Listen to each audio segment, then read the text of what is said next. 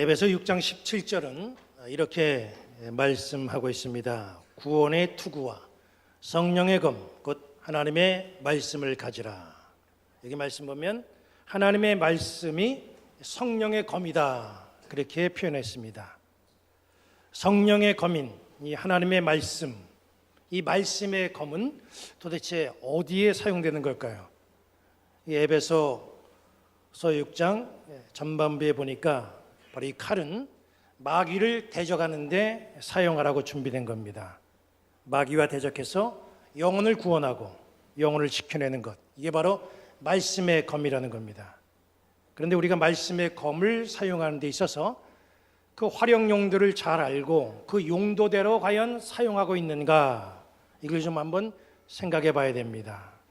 하나님의 말씀은 누구나 다 사용합니다. 믿지 않는 사람도 하나님의 말씀을 사용할 때가 있습니다. 그러나 하나님의 말씀은 분명히 사용하는 용도가 있다는 거예요. 그 용도대로 우리가 사용하고 있는가? 칼이라고 하는 것은 원래 용도가 있고 그 용도대로 쓰여져야 됩니다. 가정에서 음식을 만들기 위한 칼이 있고, 정육점에서 육류를 해치하는 칼이 있습니다. 생선회를 뜨는 칼이 있고, 식자재를 토막내는 그런 칼이 있습니다. 전쟁에서 사용하는 칼이 있고, 나무를 자르는 데 사용하는 그런 칼도 있습니다. 다 그 용도가 있어요. 그 용도대로 칼은 사용되어야 됩니다. 말씀을 칼로 볼 때에 이것도 역시 마찬가지입니다. 말씀의 칼은 용도대로 잘 활용이 되어야 됩니다. 말씀을 잘못 이해하고 잘못 활용하면 오히려 말씀을 모르는 것만 못합니다. 오늘 이 본문 말씀도 이 말씀을 잘 이해하고 활용할 줄 알아야 됩니다. 이 말씀을 잘못 이해하면 이 말씀이 자기를 방어하는 데에 이용되는 수단이 될 수가 있어요. 오늘 본문 9절 말씀을 보면 이렇게 말씀하고 있죠. 다윗이 아비새에게 이르되 죽이지 말라. 누구든지 손을 들어 여호와의 기름 부음 받은 자를 치면 죄가 없겠느냐. 이 말씀을 잘못 이해하고 활용하면 하나님이 기름 부음 받은 사람은 무슨 짓을 하든지 그건 사람이 상관할 바가 아니다, 신경 끊어라, 이렇게 됩니다. 또 나는 하나님이 세운 사람이니까 나에 관한 한 너희들이 이래라 저래라 할 것 없다, 이런 식으로 이 말씀을 자기 방어 수단으로 이용할 수가 있다는 거예요. 그러나 이 말씀은 기름 부음 받은 자에 대한 면책 특권을 말씀하는 게 아닙니다. 의외로 많은 지도자들이 이 말씀을 자기를 합리화시키고 자기를 방어하는 칼로 사용하고 있습니다. 말씀의 칼은 복음을 위한 것이고 마귀를 대적하는 데 사용해야지 자기를 방어하거나 자기를 합리화시키는 일에 사용해서는 안 된다는 거예요. 그러면 오늘 이 말씀도 말씀의 칼로 볼 때 분명히 우리에게 하고자 하는 말씀이 있고 사용되는 용도가 분명히 있다는 것을 알아야 됩니다. 여기 본문 9절 말씀, 이 말씀은 누가 한 말입니까? 하나님이 하신 말씀이 아니라 다윗이 자기의 마음을 표현한 말씀이라는 거예요. 오늘 우리가 본문을 통해서 담아야 될 말씀이 있습니다. 그것은 하나님은 다윗에게 과연 어떤 뜻을 갖고 계셨는가? 다윗은 자기를 향한 하나님의 뜻을 어떻게 이루어 갈 수가 있었는가? 그리고 이 시대를 살아가는 나에게는 또 하나님이 어떤 뜻을 주셨는가? 나는 나를 향한 하나님의 뜻을 어떻게 이루어 가고 있는가? 이걸 좀 생각할 수 있는 그런 소중한 시간이 되기를 바랍니다. 오늘 중심되는 말씀의 주제는 하나님의 뜻입니다. 하나님은 사울에게 뜻을 두셨어요. 그 뜻은 사울을 기름 부어서 이스라엘의 초대 왕으로 세우는 뜻입니다. 사울이 하나님으로부터 인정받았지요. 인정받지 않았으면 하나님이 왜 그를 이스라엘의 첫 번째 왕으로 그를 세우려고 했을까요? 분명히 사울은 인정받은 사람입니다. 그래서 하나님은 이 사울을 들어서 이스라엘의 초대 왕으로 세웠습니다. 아무나 그냥 무작위로 제비뽑기 하듯이 그렇게 세우는 것이 왕이 아니라는 거예요. 그런데 사울은 그렇게 하나님이 자기를 향한 뜻이 있었고 하나님은 사울을 통해서 뜻을 이루어 가기를 원하셨는데 사울은 그 하나님의 뜻과 기대를 저버렸죠. 결정적인 때에 불순종을 했고 하나님은 그런 사울을 바라보시고 굉장히 실망을 하셨습니다. 그래서 하나님은 사울을 왕으로 세운 것에 대해서 후회하셨다. 말씀이 그렇게 기록합니다. 그리고 하나님은 이제 새 왕을 세우기로 다시 뜻을 세우십니다. 그래서 세워진 것이 바로 다윗이죠. 새 왕을 세우는 하나님의 뜻이 사무엘상 16장 12절과 13절에 나옵니다. 그 내용을 보면 이렇게 되어 있어요. 이에 사람을 보내어 그를 데려오매 그의 빛이 붉고 눈이 빼어나고 얼굴이 아름답더라. 여호와께서 이르시되 이가 그니 일어나 기름을 부으라 하시는지라. 사무엘이 기름 뿔병을 가져다가 그의 형제 중에서 그에게 부었더니 이날 이후로 다윗이 여호와의 영에게 크게 감동되니라. 다윗은 자기가 왕이 되리라고는 생각지도 못했죠. 그런데 이스라엘 왕으로 기름 부음을 받았습니다. 어쨌든 하나님의 뜻에 따라서 원하든 원치 않았든 예상했든 예상하지 않았든 그는 왕으로 기름 부음을 받았어요.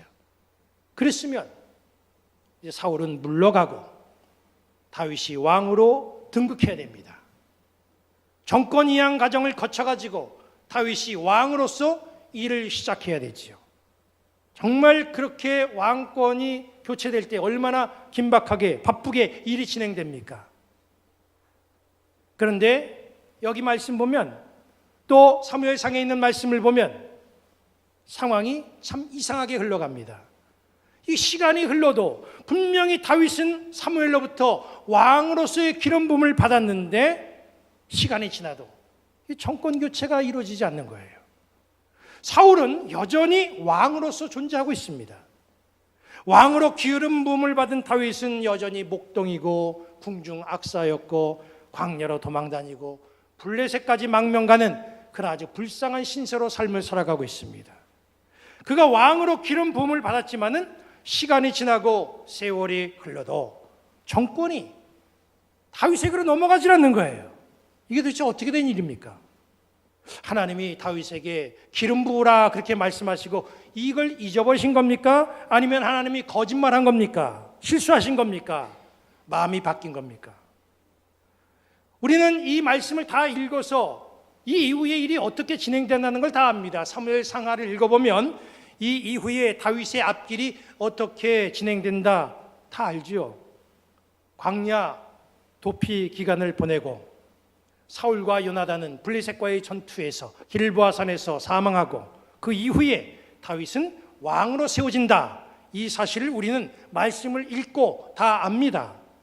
그러나 그 당시에 다윗의 입장에서 다윗의 마음이 되어서 한번 이 문제를 생각해 보세요. 미래를 모르던 이 다윗이 이거 얼마나 답답하겠습니까? 자기는 분명히 사무엘로부터 너 왕이다 하고 기름 부음 받았는데 왕인커녕 도망다니게 급급하니 얼마나 답답했겠어요. 하나님은 다윗을 왕으로 세우시는 뜻을 갖고 계셨죠. 다윗도 분명히 그 하나님의 뜻을 기름 부음 받을 때에 받았습니다. 사무엘이 자기 머리에 기름 부었을 때에 자기는 이스라엘의 왕이 된다라고는 사실 그는 알았어요. 그런데 세월이 흘러도 왕자리에 앉기는커녕 목숨 부지하기도 힘든 세월이 계속되는 거예요. 아무리 시간이 흘러도 자기를 향한 하나님의 뜻이 이게 나타나질 않습니다. 다윗이 블레셋 골리앗을 물리치고 돌아올 때에 백성들이 노래했죠. 사울이 죽인 자는 천천히고 다윗은 만만이로다. 아, 이제 드디어 정권이 바뀌는구나. 내가 이제 정권을 이양받는구나. 그렇게 했는데 그것도 아니에요. 잘못된 생각이었어요. 오히려 그것 때문에 다윗의 인생은 더 피곤하고 힘들어졌지요. 사울의 눈을 피해서 광야를 이리저리 도망다니면서 전전긍긍하다가 급기야 유대에서 도저히 살 수 없어 블레셋까지 망명을 가잖아요. 얼마나 다윗이 답답하고 초조했으면 그 길을 택했습니까? 정말 일이 잘못되는 것 같아서 그는 얼마나 낙심했겠어요. 사울이 죽인다고 쫓아다닐 때에 그의 삶이 얼마나 피곤하고 힘들었겠습니까? 나중에 알고 보니까 그 고난의 과정들은 하나님의 뜻을 담아낼 수 있는 그릇인지 확인해보는 하나님의 시험 과정이었습니다. 우리는 살면서 하나님의 속성을 잘 알아야 된다. 제가 여러 차례 말씀을 드렸죠. 하나님은 다윗에게 하셨던 것처럼 우리에게도 우리를 향한 뜻을 갖고 계십니다. 우리 중에는 이미 그 뜻을 알고 그 뜻을 이루어가는 사람들이 있어요. 어떤 분들은 그 뜻을 기대하면서 소망 중에 살아가는 그러한 사람들도 있습니다. 하나님이 우리에게 주신 뜻은 과정을 거쳐야 이루어지는 거예요. 어떤 이에게는 그 과정이 짧을 수가 있고 또 어떤 사람에게는 그 과정이 좀 길 수가 있습니다. 길든지 짧든지 뜻이 이루어지기 위해서는 과정의 절차가 필요하다는 거죠. 우리가 하나님의 뜻하신 바를 이룰 수 있는지 우리는 늘 우리의 심령을 돌아보고 그리고 하나님이 나에게 주신 뜻을 이루시기 위해서 분명히 과정을 통하여서 시험을 주신다. 이걸 여러분들이 꼭 인지하고 살아가는 그런 지혜로운 성도들 되시기를 바랍니다. 다윗을 보세요. 다윗은 하나님으로부터 기름 부음을 받고 왕으로 택함 받았잖아요. 하지만 오랜 세월 동안 왕관을 쓰지 못하고 굉장히 힘든 세월을 보냅니다. 왜 하나님께서 그렇게 뜸을 들이신 걸까요? 뜻이 이루어지기 위해서 시험의 과정이 필요했던 겁니다. 오늘 본문은 다윗이 하나님의 뜻을 이루기 위해서 치르는 굉장히 힘든 그런 시험 과목이에요. 어떤 시험 과목인지 한번 우리가 본문을 통해서 살펴보도록 합니다. 사울이 다윗을 죽이려고 광야에 은둔에 있었는데 사울이 그 사실을 이제 알아냈어요. 그리고 이제 다윗을 추적합니다. 그 정보를 들은 다윗은 싸움 잘하는 아비새와 함께 자기를 쫓아오는 이 사울의 진영으로 몰래 잔입을 합니다. 다윗과 아비새가 숨을 죽이고 사울이 기거하는 그 막사에 가만히 들어가 보니까 이 모두가 다 잠을 자고 있는 거예요. 사울도 잠을 자고 있었습니다. 다윗은 잠자는 사울을 발견했어요. 그때 그 옆에 있던 아비새가 말하죠. 본문 8절을 보십시오. 아비새가 다윗에게 이르되 하나님이 오늘 당신의 원수를 당신의 손에 넘기셨나이다. 그러므로 청하오니 내가 창으로 그를 찔러서 단번에 땅에 꽂게 하소서. 내가 그를 두 번 찌를 것도 없으리이다. 다윗에게 오랜 도피 생활을 마감할 수 있는 초로의 기회가 찾아왔어요. 사울을 죽인다고 누가 뭐라고 할 것도 없습니다. 충분히 다윗은 사울을 죽여도 명분이 있어요. 아비새는 이렇게 말하지요. 이것은 하나님이 사울을 죽이라고 주신 기회입니다. 눈 딱 감고 죽이면 됩니다. 그걸 내가 행하겠습니다. 내가 죽이겠습니다. 그러나 그 상황은 하나님이 다윗에게 주신 시험지예요. 이게 왜 하나님의 시험지입니까? 본문 마지막 절 12절에 그 이유가 나옵니다. 다윗이 사울의 머리 곁에서 창과 물병을 가지고 떠나가되 아무도 보거나 눈치채지 못하고 깨어있는 사람도 없었으니 이는 여호와께서 그들을 깊이 잠들게 하셨으므로 그들이 다 잠들어 있었기 때문이었더라. 다윗과 아비새가 찾아간 사울의 진영이 어떤 상황입니까? 다 잠든 상황이에요. 보는 사람도 없어요. 눈치챈 사람도 없습니다. 잠에서 깨어난 사람들이 한 사람도 없었어요. 어떻게 이런 일이 있을 수 있을까요? 싸움을 하고 있는 그 막사, 싸움을 위해서 준비된 그 막사에는 반드시 보초나 불침번이 소개되어 있죠.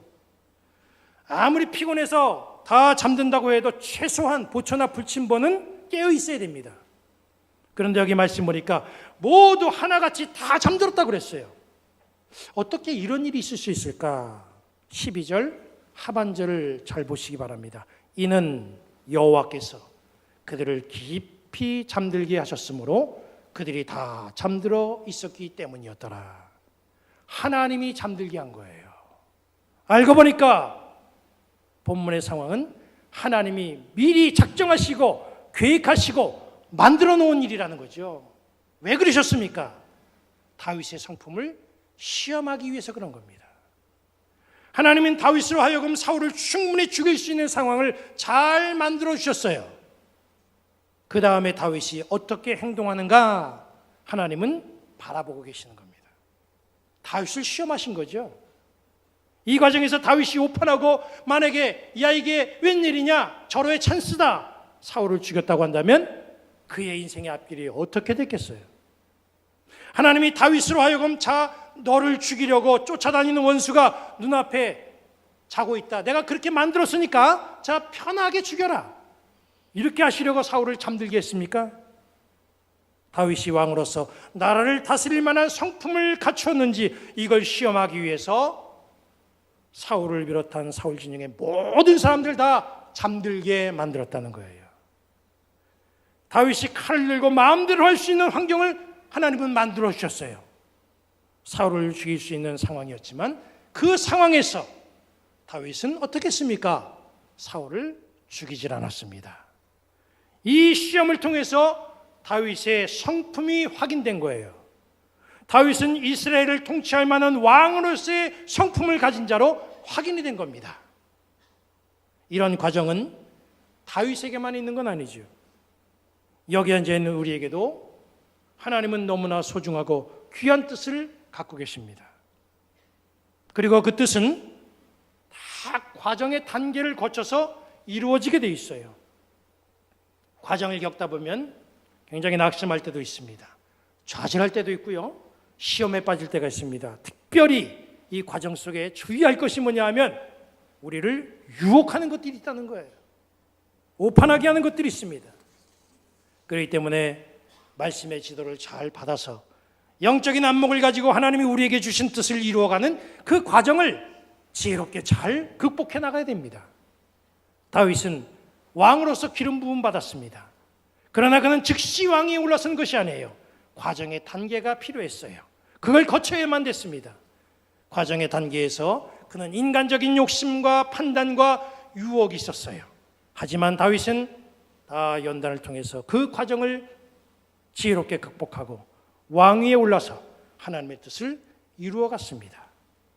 우리에게 향한 하나님의 뜻은 과정이라고 하는 연단을 거쳐서 정금처럼 그렇게 사용되게 됩니다. 우리를 향한 하나님의 뜻이 펼쳐지지도 않은 채 폐기가 되는 그런 안타까운 일이 우리 가운데 한 사람도 없기를 바랍니다.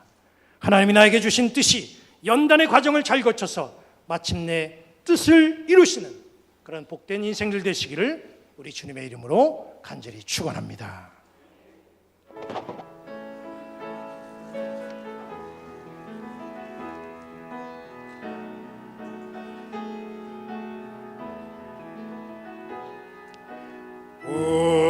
우리에게 향하신 여호와의 인자하심이 크고 크도다 계시도다 크고 크도다 계시도다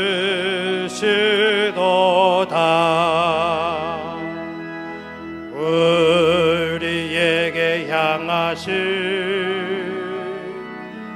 여호와의 진실하심이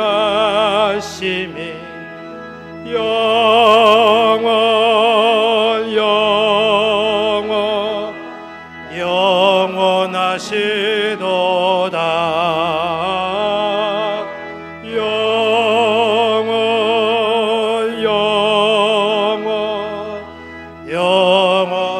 영원하시도다 우리에게 향하신 여호와의 계획하심이 놀랍고 놀랍다 놀라우시도다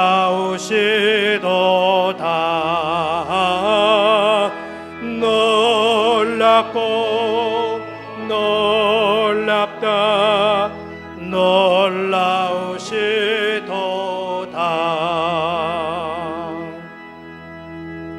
하나님이 여러분들에게 복을 주시고 여러분을 지키시기 원하며 하나님이 그의 얼굴을 여러분에게 비추사 은혜 베푸시기 원하며 하나님이 그 얼굴을 여러분에게로 향하시고 평강 주시기를 성부, 성자, 성령의 이름으로 축원합니다.